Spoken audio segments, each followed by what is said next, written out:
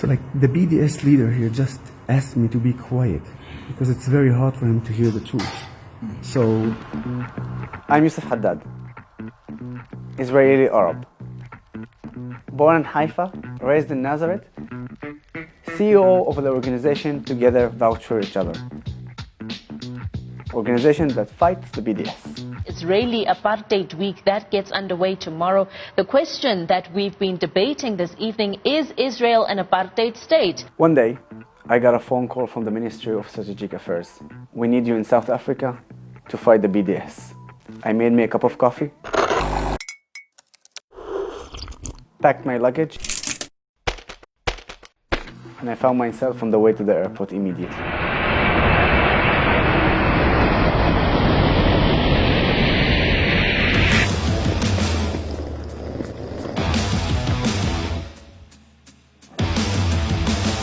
Once the interview starts and the panel starts, I knew that they would lie. During this recent coronavirus outbreak in Israel, you have the Israeli Ministry of Health that issues notices to its population, which includes Palestinians, but they only issue it in Hebrew, not in Arabic.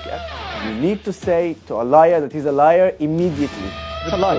Sorry, that's a lie. Sorry, can I No, that's a lie. Sorry, no, that's a lie. Yusuf, I think, I know, but you cannot lie. Is Israel an apartheid state? First of all, I think that the audience or the viewers should know who really I am, and I'm an Israeli Arab. I was in the IDF.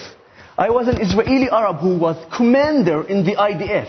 I was commander in Jewish soldiers. This is not apartheid. And I got the corona instructions in Arabic, by the way. So, one, stop lying, okay? Two, ask me. I will tell you the truth. We are right now working in Israel on finding an antidote for the coronavirus. My question to you, if Israel managed to achieve a corona antidote, will you use it? Yes or no? Simple. Allow me to answer the question. Sure. So during apartheid, we had, for example, the first heart transplant that took place. It did not allow the apartheid government to then hold the whole world to ransoms. Israel's expertise can't be used as a form of blackmail for what it's doing to the Palestinian people. I've waited for that opportunity. If he says yes, then he's a hypocrite. And if he says no, then what do you want to do? If all South African needed this antidote. So we're seeing that right now. Literally on air. We're going to take a quick ad break. Simple question. We're going to take. After the show, I went to Muhammad Dasai and I said, Muhammad, you didn't answer a simple question. okay, Muhammad, I still didn't. Would you use the corona antidote? Would you use the corona antidote if it's Israeli antidote? Muhammad, would you use the antidote? Would you use it or not? Would you use it? Would you use it? Would you use it?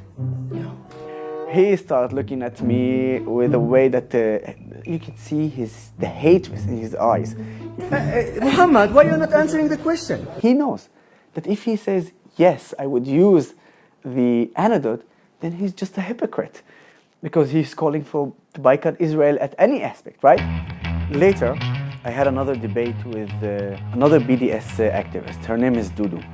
She said that when she landed in Israel, at the airport, she was stopped 3 times for interrogation just because she was black. From the flight to the immigration, you walk about 15 minutes. And along that route, in that 15 minutes, there are a couple of Israeli officers who will stop you at any time because of the color of my skin. She said at that interview that she was going to lie to the Israeli officers when she enters Israel. I said, no, I'm here just to fulfill my spirit. Unfortunately, we have to give a bit of a lie for us to go in. Give a bit of a lie for us to go in. And I had to call her about that. You tell the audience that you are going to lie to the Israeli office, and you're going to lie while you are entering Israel when they ask you, what are you going to do? The reason I'm telling you this, because they didn't stop you for nothing. When you, in your mind, know that you are going to lie, you actually behave like a liar. So what's your response to what he's saying? Firstly, I didn't lie when I went to Israel. give a bit of a lie for us to go in. Next time, don't lie.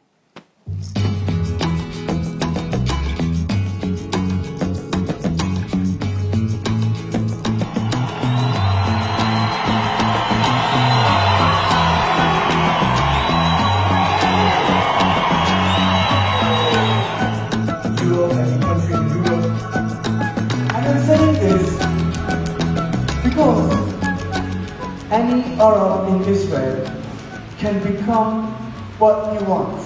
אני נמצא בדרום אפריקה, באזור מאוד עני, והגעתי לכאן לפגוש חברי מפלגת ה-EFF. זו מפלגה שחלק גדול ממנה הם למעשה אנטי-ישראלים.